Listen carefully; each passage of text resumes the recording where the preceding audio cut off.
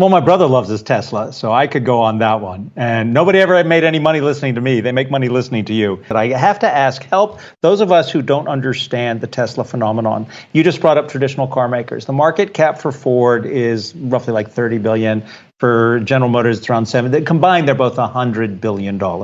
Tesla's market cap is $860 billion. And yet, both Ford and GM outproduce them, outsell them, and they've got offerings of electric vehicles that are quite popular. I think when we look at the market cap, everyone's betting on the future of Tesla. You mentioned we have a $3,000 per share price target by 2025. Hey, I'm Stephen, and this is Solving the Money Problem. If you're new, welcome. If you're not, welcome back. So in today's video, been a while, we are featuring Tasha Keeny of ARK Invest, sharing her thoughts on Tesla's Q3 earnings, Tesla's so-called competition, or lack thereof, the catastrophic implosion of the internal combustion engine industry, aka legacy automotive manufacturers, the $9 trillion or more opportunity in robotaxis just around the corner, and surprisingly, I find myself giving some credit where it's due. One of the yahoos on Yahoo literally roasting himself, admitting that he has no idea what he's talking about when it comes to Tesla. So with that said, let's get into the video. If you love crypto, stocks, and free stuff, or just want to help out the channel, check out these great offers. BlockFi are launching the world's first Bitcoin rewards credit card. People in the US can earn 1.5% Bitcoin back on every purchase with no annual fee using the BlockFi Bitcoin rewards credit card. Check out the link in the description. And for a limited time, you can get up to $250 in crypto bonuses when funding a new account on BlockFi, where you can use cryptocurrency to earn interest, borrow cash, and buy or sell crypto. If you want your free crypto, use the link in the description. And if you'd like up to 2 free stocks, check out the link in the description to WeBull. If you open a new account, you'll get 1 free stock valued up to $300 just for opening an account. And if you make an initial deposit of $5 or more, you'll get a second free stock valued up to $2,000. Seriously. Free stocks? Yes, please. And finally, if you're in Australia, the UK, or New Zealand, you can get a free stock with stake, also linked in the description. Thanks so much for your support, guys. Let's get back to it. As Jared was telling us, they actually delivered more vehicles than Wall Street was expecting. Revenue missed slightly. The Street was expecting about 13.9 billion. Revenue came in just shy of that number. But to break all of this down and to talk about their recent price target of almost $3,000, for Tesla stock by 2025, we invite into the stream Tasha Keeny, ARK Invest analyst, and it's good to have you here. I do want to get to you on that $3,000 price target, and I appreciate you sending that note through to us. But I am curious, what do you think about what they've just reported to us? More cars in the street expected, but revenue still missed. Yeah, I think with Tesla, it's an innovation stock at ARK Invest. We're focused on innovation. We're long-term investors. So, I think like any other quarter, you have to stay focused on that long-term picture. This is so funny because literally every single time Tasha Keeny of ARK Invest appears in the mainstream finance media, the same comment, the same discussion. Hey guys, we are long-term investors, so look, don't get too focused on what happened this quarter, last week, etc. It's better to be focused on the long-term investment horizon. After all, we're investing in technology, disruptive innovation. We're not investing in a slightly incremental increase in the last quarter's results. Now, the reason this amuses me so much is I've yet to see an example in the mainstream finance media. If you guys have ever seen one, let me know in the comments below, where the anchors, the hosts, actually ask long-term questions about any company, whether it's Tesla or somebody else. It really astonishes me how universally short-sighted the mainstream finance media are when it comes to investing and stocks. Is it any wonder they miss these generational opportunities? And so, what I saw in the report, I think, we're excited about the wider release of full self-driving beta. We think that could be very profitable business if they're able to launch a Robotaxi network. So I'm excited to hear more about that on the call. So just wanted to point something out here. A lot of the time when you see folks discussing Tesla stock in the mainstream finance media, you'll discover that maybe their firm owns Tesla stock. They don't. However, we can see here clearly Tasha Keeny, of course, because she has a big brain and she actually has conviction in her research, also owns Tesla stock in her personal name. I'm a very big fan of putting your money where your mouth is. 99% of you will know. For the 1% that don't, the only stock I own, Tesla. And that's not because I don't see other opportunities out there. I could rattle off about half a dozen other stocks that I expect will 10x over the next decade. but in terms of risk reward, still can't find anything that beats Tesla stock. In general, I think you have to focus on the long term here with Tesla. You mentioned it, revenue is slightly below estimates, but I think the big picture is, they're slightly more adaptable than a traditional car company as well. We've seen that with the chip shortage.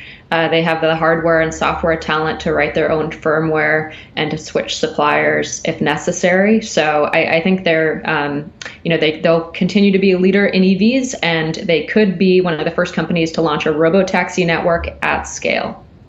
Tasha, that's interesting because supply chain issues obviously has been a massive concern here for automakers over the last several months. And Elon Musk, he did mention some potential challenges here during the annual investor meeting earlier this month. But I guess just in terms of short-term risk. Oh, man, this is maddening. How many times, like literally, someone let me know in the comments below, how many times has Tasha Keeny used the term long-term or something similar in this interview already? And we're just moments in.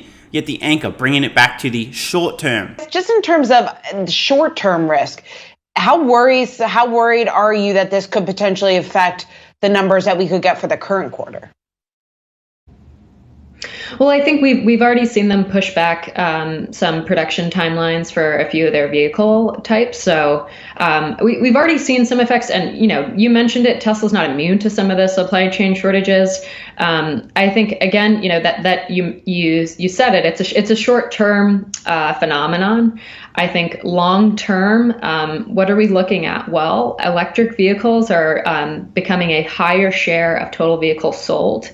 I think that if you're a traditional automaker, I'd be very worried about the chip shortage. I think there's a possibility for a glut, especially if electric vehicles continue to take share. And perhaps, gas-powered car sales will not bounce back to the levels that traditional automakers expect them to. Well, Tasha Keeny unwilling to be as hyperbolic as this obnoxious motherfucker, but let me be clear. Legacy automotive volumes, ICE vehicle sales are not going to recover to their previous levels, not even close. We're seeing them currently fall off a cliff. Yes, there'll be a slight rebound after the chip shortage is sorted out, but they will never recover, not even close. So from that perspective, I think Tesla's in a great position.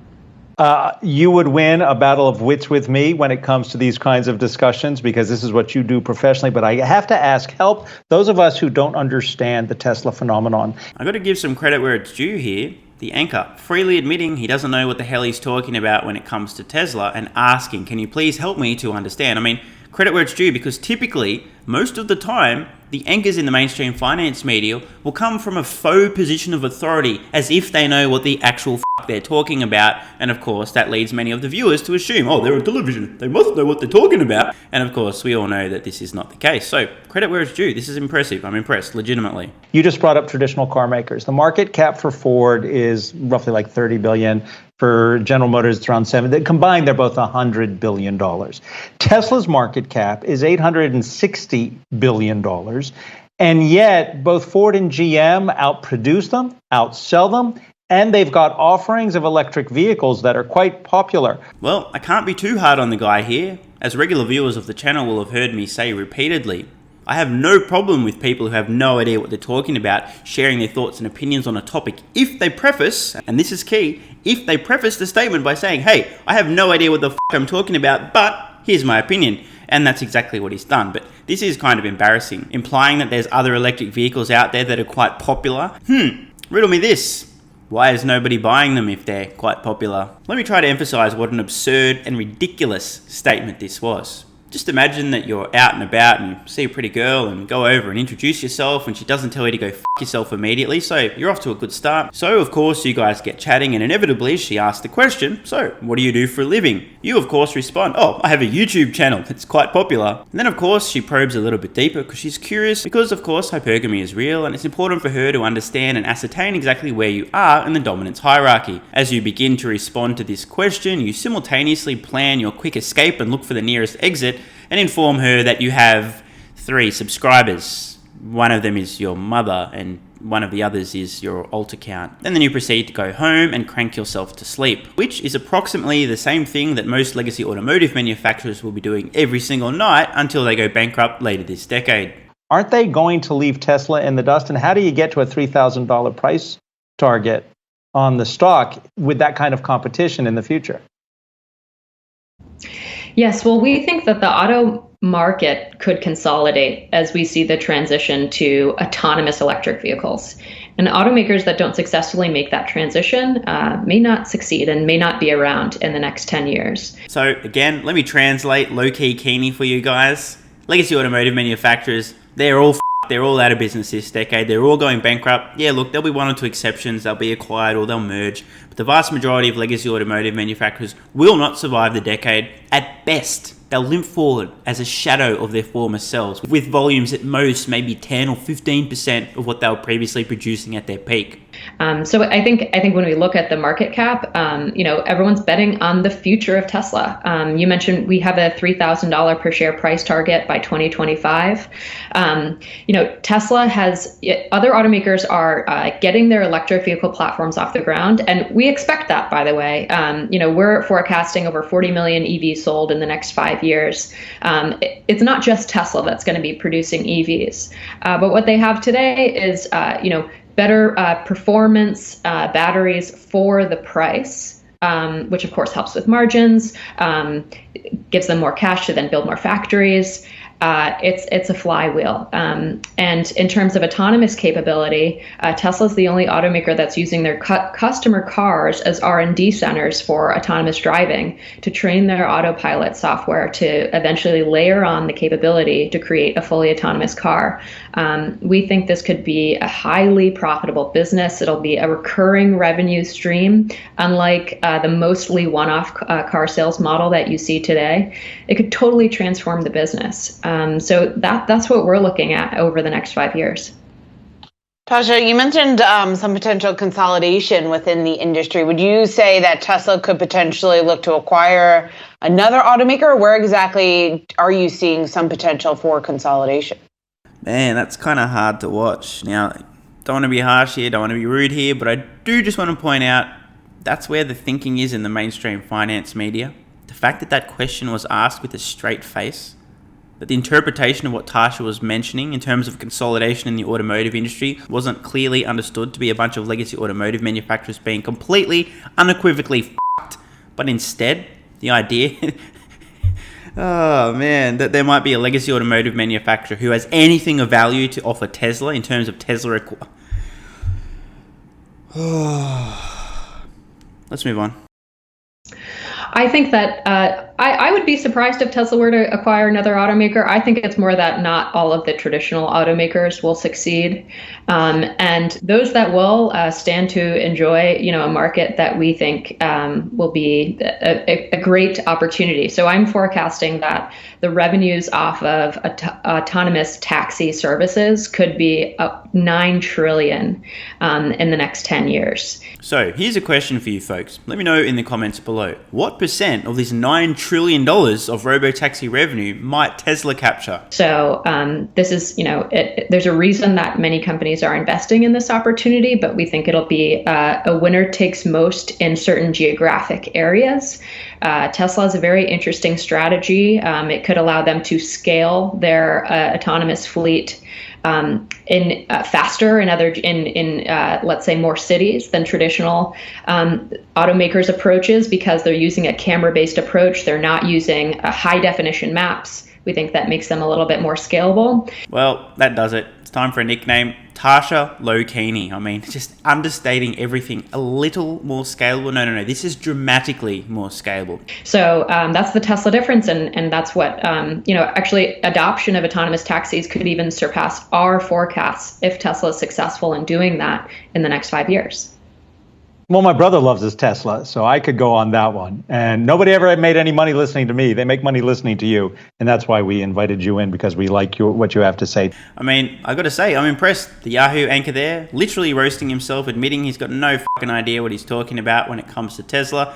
And I respect that. I mean, hats off to the guy. I'm just kidding. You guys aren't ready for that. Seriously, though, respect. So, hope you guys and girls have enjoyed this video. We got to see some very useful insights into the very short-term nature of the mainstream finance media, some impressive self-awareness about their total cluelessness when it comes to Tesla and therefore Tesla stock. And Tasha Keeny once again reiterating that ARK Invest believes the Robotaxi opportunity is a $9 trillion plus opportunity over the next decade. It's definitely worth thinking about how much of that opportunity Tesla will capture. I'm Stephen Mark Ryan, this is Solving the Money Problem, and I love you all. And don't forget the BlockFi Bitcoin Rewards credit card where you can earn 1.5% Bitcoin back on every purchase. There's a link in the description. You can also earn up to $250 in crypto bonuses when funding a new account on BlockFi, also linked below. And finally, don't forget your free stocks with WeBull and Stake, also linked in the description. These great offers also help out the channel. Thanks so much for watching. Let me know your thoughts in the comments below. And of course, if you have any ideas for future videos, let me know. I read all your comments. P.S. If you're still watching, you're awesome. If you'd like early access, exclusive videos, regular Q&As, our private Discord server and more, consider supporting the channel at patreon.com/solvingthemoneyproblem so I can keep creating content for you guys. There's a link in the description. You can now also become a member of the channel for some exclusive perks. To learn more, click the join button next to subscribe. And don't forget to check out our merch store. Either way, the best form of support is you being here and watching, so thanks again.